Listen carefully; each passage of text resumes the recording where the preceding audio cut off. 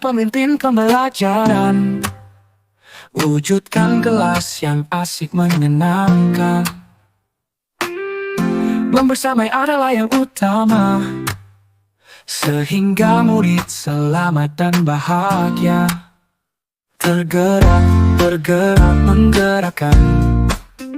Semua rintangan kita jadikan tantangan. Bangkit dari kegagalan. Karena berhasil itu bonus dari Tuhan. Semua letih tertatih akan terbayar. Doa, usaha, dan tetap bersabar. Berikan senyum dan saling bertukar kabar. Merah putih pun akan selalu kita adalah guru-guru penggerak. Terus belajar dari mulai merangkak. Kita terlahir sebagai para pemenang, dan berakhir untuk selalu dikenang. Kita adalah guru-guru penggerak. Terus belajar dari mulai merangkak. Kita terlahir sebagai para pemenang, dan berakhir untuk selalu dikenang. Assalamualaikum warahmatullahi wabarakatuh.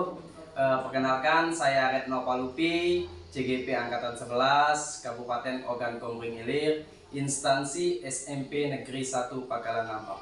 Hari ini saya bersama atasan saya, Bapak Adi Irwandi, SPD MSI, selaku Kepala Sekolah SMP Negeri 1 Pakalan Nampang.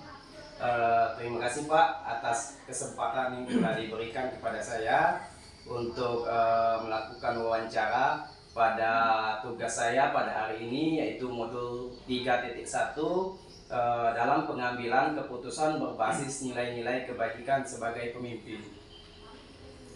Adapun Pak, kita mulai. Dari wawancara ini ada beberapa pertanyaan pemantik yang akan saya sampaikan kepada Bapak. Mohon Bapak untuk menjawab dengan jelas, dengan lengkap, dan secara terstruktur. Pertanyaan pertama Pak, selama ini bagaimana Bapak dapat mengidentifikasi kasus-kasus yang merupakan dilema etika atau bujukan moral? Untuk mengidentifikasi kasus yang ada, kita harus terlebih dahulu melihat apakah kasus tersebut berkaitan dengan masalah hukum atau tidak. Jika berkaitan dengan hukum, maka itu adalah kasus bujukan moral. Namun jika tidak, itu adalah kasus masalah dilema etika. Oke, baiklah. Untuk pertanyaan kedua Pak ya, selama ini bagaimana Bapak menjalankan pengambilan keputusan di sekolah Bapak, terutama untuk kasus-kasus di mana ada dua kepentingan yang sama-sama benar atau sama-sama mengandung nilai kebajikan?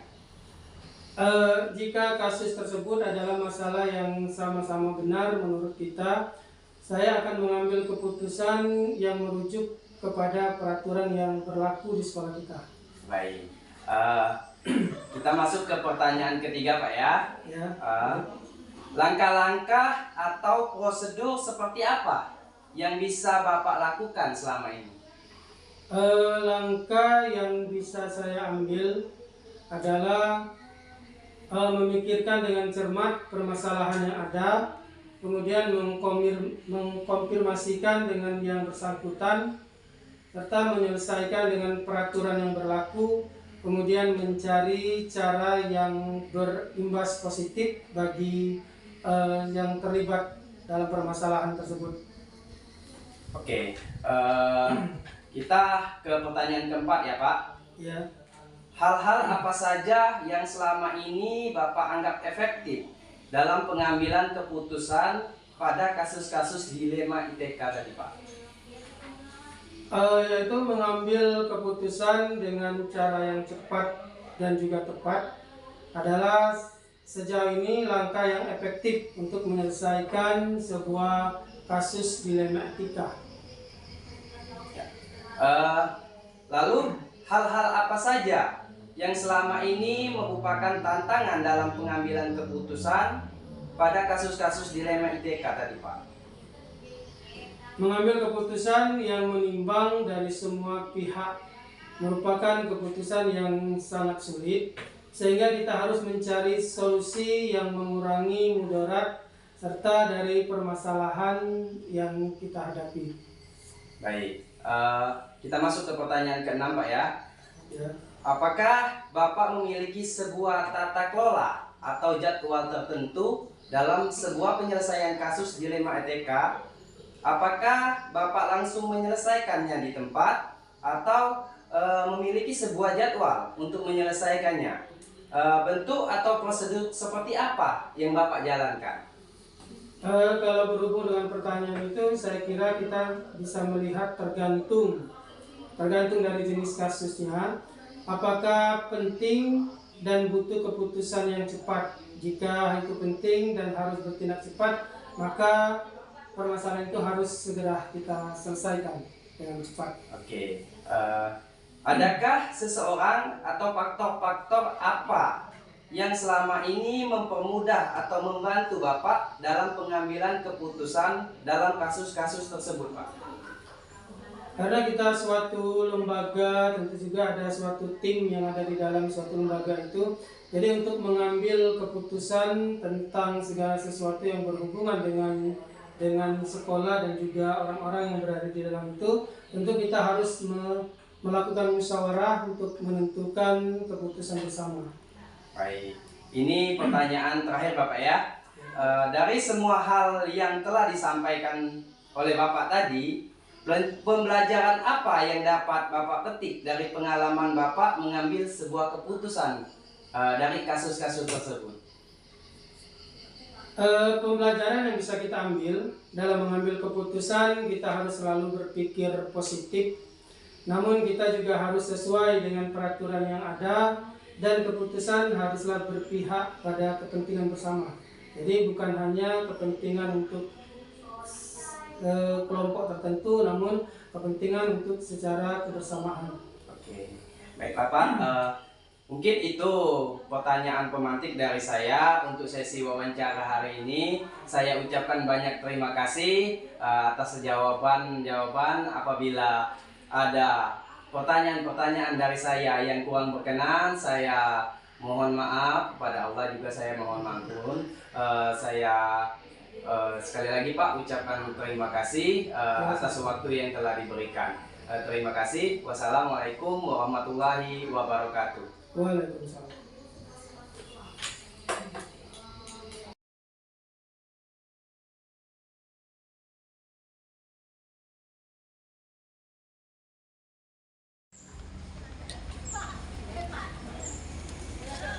Assalamualaikum warahmatullahi wabarakatuh. Perkenalkan, saya Retno Palupi, CGP Angkatan 11 Kabupaten Ogan Komering Ilir, asal instansi SMP Negeri 1 Pakalan Ampam. Hari ini saya ditemani Bapak Kepala Sekolah, Bapak Anang Ardianto dari SMP Negeri 3 Mesuji. Ya, dari SMP Negeri 3 Mesuji. Di sini saya akan melaksanakan tugas yaitu modul 3.1 dalam pengambilan keputusan berbasis nilai-nilai kebajikan sebagai seorang pemimpin. Baiklah Bapak, terima kasih atas waktu yang telah diberikan kepada saya untuk berkenan wawancara pada siang hari ini. Dalam wawancara hari ini Bapak, ada 8 jenis pertanyaan yang akan saya sampaikan. Mohon Bapak untuk menjawab dengan seksama, dengan sesuai dengan apa yang ada di lapangan. Kita mulai Pak ya. Boleh. Untuk pertanyaan pertama, selama ini bagaimana Bapak dapat mengidentifikasi kasus-kasus yang merupakan dilema etika atau bujukan moral? Ya, baik. Biasanya terlebih dahulu saya akan melihat kasusnya. Apabila kasus tersebut itu melanggar hukum, maka bisa dipastikan kasus tersebut adalah bujukan moral. Namun sebaliknya, jika bisa dikategorikan benar lawan benar, maka itu adalah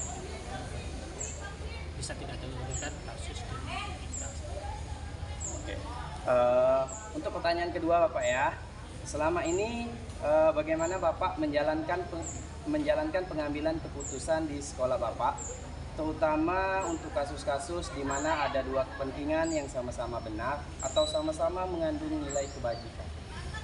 Nah, itu agak sulit ya, memang itu agak sulit. Namun tentunya kalau kita dihadapkan terhadap permasalahan tersebut, ya kita harus jeli.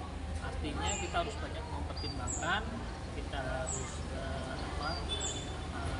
pertimbangan dari sudut pandang dari segalanya ya. Jadi harus pertimbangan kita harus matang, karena memang keputusan yang harus kita ambil nanti benar-benar adalah keputusan yang terbaik gitu. Jadi ya bentuk kehati-hatian itu harus tetap kita jaga. Untuk pertanyaan ketiga Bapak ya, langkah-langkah atau prosedur seperti apa yang biasanya Bapak lakukan selama ini? Biasanya kalau ada kasus-kasus seperti itu, yang pertama itu kami kondisikan dulu, kami komunikasikan dengan rekan kerja dulu, tim seperti itu. Dengan tim, kemudian kami mencoba melakukan identifikasi terhadap mencari informasi yang tentunya bisa mendukung untuk mengambil keputusan ke depannya, agar keputusan itu benar-benar keputusan yang terbaik seperti itu. Untuk pertanyaan selanjutnya Bapak, hal-hal apa saja yang selama ini telah dianggap efektif dalam pengambilan keputusan pada kasus-kasus dilema etika tadi? Setelah menganalisis permasalahan, solusi yang didapat haruslah sesuai dengan peraturan dan norma yang berlaku. Namun sebisa mungkin permasalahan tersebut dibuat sesederhana mungkin. Agar apa? Ya memang tidak berlanjut-lanjut. Kalau kita kaitkan dengan hukum, nanti ya memang harus panjang. Maka ya kalau bisa sesederhana mungkin, tentunya tanpa merugikan salah satu pihak, kan itu keputusan yang berharap itu yang terbaik. Untuk selanjutnya Bapak, hal-hal apa saja yang selama ini merupakan tantangan dalam pengambilan sebuah keputusan pada kasus-kasus dilema etika? Nah, tantangan kami itu biasanya ya menentukan putusan yang terbaik. Putusan terbaik itu artinya putusan yang tidak merugikan salah satu pihak. Nah itu, untuk menghasilkan keputusan yang terbaik itulah yang itu merupakan tantangan kami. Nah, terkadang ada hal yang kami putuskan itu dirasa masih merugikan.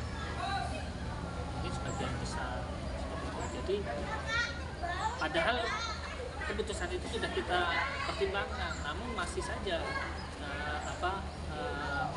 di kemudian hari setelah kami kaji ulang, kami analisis ulang, ternyata itu masih berefek yang besar. Jadi itu tantangan kami. Baik. Sulitnya kami menentukan keputusan. Tantangan sangat besar ya Bapak.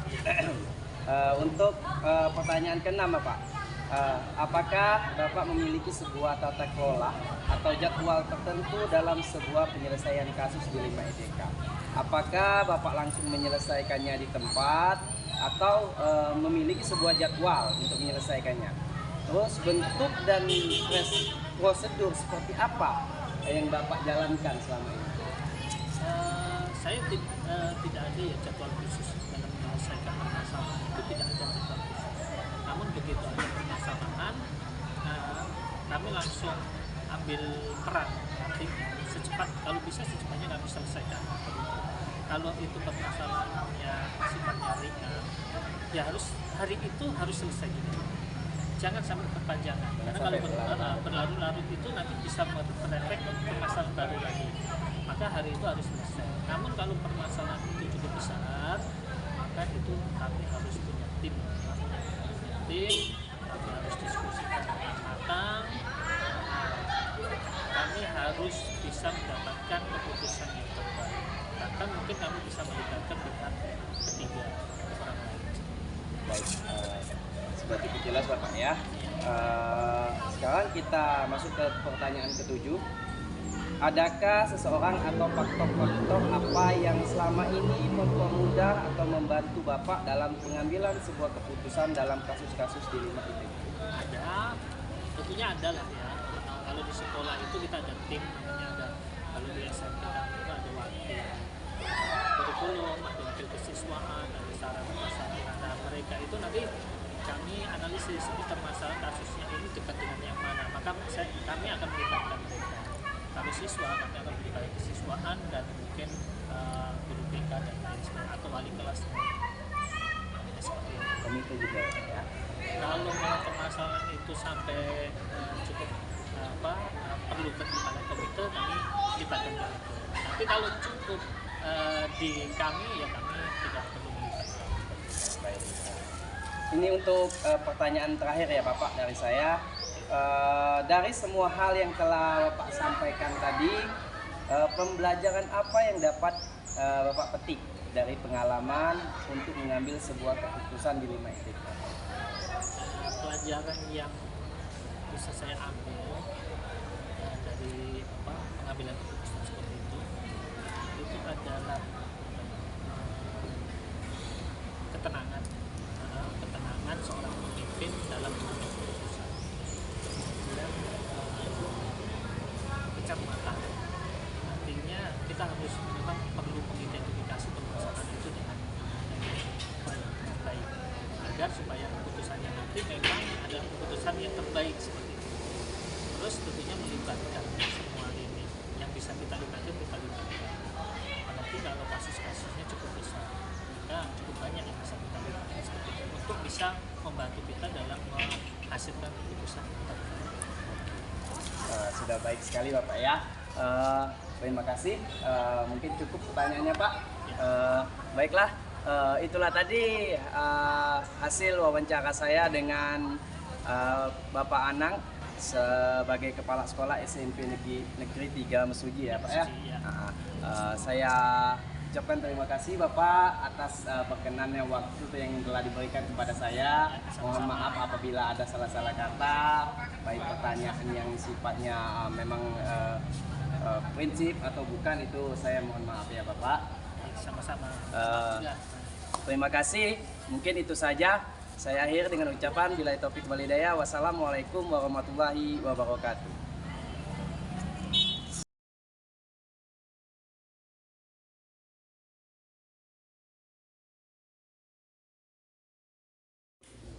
Assalamualaikum warahmatullahi wabarakatuh. Perkenalkan, nama saya Retno Palupi, CGP Angkatan 11, Kabupaten Ogan Komering Ilir, instansi SMP Negeri 1 Pakalan Nampam. Baiklah, di sini saya akan berbincang-bincang, akan mengadakan wawancara, di mana wawancara ini bertujuan yaitu untuk tugas modul 3.1, pengambilan keputusan berbasis nilai-nilai kebajikan sebagai seorang pemimpin. Di sini sudah bersama saya Bapak Kepala Sekolah SD Negeri 2 Ulak Kemang, yaitu Pak Erwan. Ya Pak ya? Iya. Hari ini terima kasih Pak atas kesempatannya yang telah diberikan kepada saya untuk melakukan wawancara terkait tugas yang akan saya lakukan. Di mana wawancara ini akan ada 8 pertanyaan pemantik yang harus Bapak jawab. Silakan Bapak jawab dengan baik, dengan lancar, dengan seksama sesuai apa yang ada di sekolah Bapak. Baiklah Pak ya, kita mulai. Pertanyaan yang pertama, selama ini bagaimana Bapak dapat mengidentifikasi kasus-kasus yang merupakan dilema etika atau bujukan moral? Untuk mengidentifikasi kasus yang ada, kita harus melihat dulu apakah kasus tersebut berkaitan dengan masalah hukum atau tidak. Jika berkaitan dengan hukum, maka itu adalah kasus bujukan moral. Namun jika tidak, itu adalah dilema etika. Itu pertanyaan pertama. Untuk pertanyaan kedua Pak, selama ini bagaimana Bapak menjalankan pengambilan keputusan di sekolah Bapak, terutama untuk kasus-kasus di mana ada dua kepentingan yang sama-sama benar atau sama-sama mengandung nilai kebajikan. Jika kasus tersebut adalah masalah yang sama-sama benar, saya akan mengambil keputusan yang merujuk pada peraturan yang berlaku. Oke, pertanyaan ketiga. Langkah-langkah atau prosedur seperti apa yang bisa Bapak lakukan selama ini? Langkah yang saya ambil adalah memikirkan dengan cermat permasalahan yang ada, kemudian mengkonfirmasi dengan yang bersangkutan, menyesuaikan dengan peraturan yang berlaku, kemudian mencari cara yang berimas positif. Oke. Sekarang pertanyaan keempat ya. Hal-hal apa saja yang selama ini Bapak anggap efektif dalam pengambilan keputusan pada kasus-kasus dilema etika?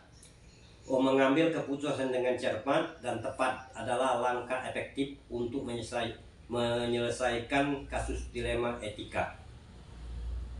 Oke. Pertanyaan kelima. Hal-hal apa saja yang selama ini merupakan tantangan dalam pengambilan keputusan pada kasus-kasus dilema etika? Mengambil keputusan yang menimbang dari semua pihak merupakan keputusan yang sulit, sehingga harus mencari solusi yang mengurangi mudarat dari permasalahan yang ada. Baik. Sekarang kita masuk ke pertanyaan keenam. Apakah Bapak memiliki sebuah tata kelola atau jadwal tertentu dalam sebuah penyelesaian kasus dilema etika? Apakah Bapak langsung menyelesaikannya di tempat atau memiliki sebuah jadwal untuk menyelesaikannya? Bentuk atau prosedur seperti apa yang akan Bapak jalankan? Tergantung pada jenis kasusnya. Apabila penting dan butuh keputusan cepat, maka harus segera diselesaikan. Baik, tergantung kasusnya Bapak ya. Sekarang pertanyaan ketujuh. Adakah seseorang atau faktor-faktor apa yang selama ini mempermudah atau membantu Bapak dalam pengambilan keputusan kasus-kasus dilema etika? Setuju ya? Ya. Karena dalam satu sekolah ini adalah suatu keluarga, maka hal yang terkait dengan sekolah harus bermusyawarah dengan semua warga sekolah sehingga didapatkan satu suara. Oke. Sekarang pertanyaan terakhir. Dari semua hal yang telah disampaikan, pembelajaran apa yang dapat Bapak petik dari pengalaman Bapak dalam mengambil sebuah keputusan dilema etika? Dalam mengambil keputusan kita harus selalu berpikir positif, namun harus sesuai dengan peraturan yang ada, dan keputusan haruslah berpihak kepada kepentingan bersama. Baik, mungkin saya rasa cukup Bapak untuk pertanyaan. Ada 8 pertanyaan tadi. Terima kasih telah berkenan untuk menjawab pertanyaan dari wawancara saya hari ini. Baiklah, itulah tadi percakapan dan bincang-bincang saya bersama Kepala Sekolah SD Negeri 2 Ulakman, Kecamatan Pampangan, Kabupaten Ogan Komering Ilir. Selebihnya saya ucapkan terima kasih. Mohon maaf apabila ada salah kata. Saya akhiri billahi taufik wal hidayah. Wassalamualaikum warahmatullahi wabarakatuh. Waalaikumsalam. Kita pemimpin pembelajaran, wujudkan kelas yang asik menyenangkan. Membersamai adalah yang utama, sehingga murid selamat dan bahagia. Tergerak, bergerak, menggerakkan. Semua rintangan kita jadikan tantangan. Bangkit dari kegagalan. Karena berhasil itu bonus dari Tuhan. Semua letih tertatih akan terbayar. Doa, usaha, dan tetap bersabar. Berikan senyum dan saling bertukar kabar. Merah putih pun akan selalu kita adalah guru-guru penggerak. Terus belajar dari mulai merangkak. Kita terlahir sebagai para pemenang, dan berakhir untuk selalu dikenang. Kita adalah guru-guru penggerak. Terus belajar dari mulai merangkak.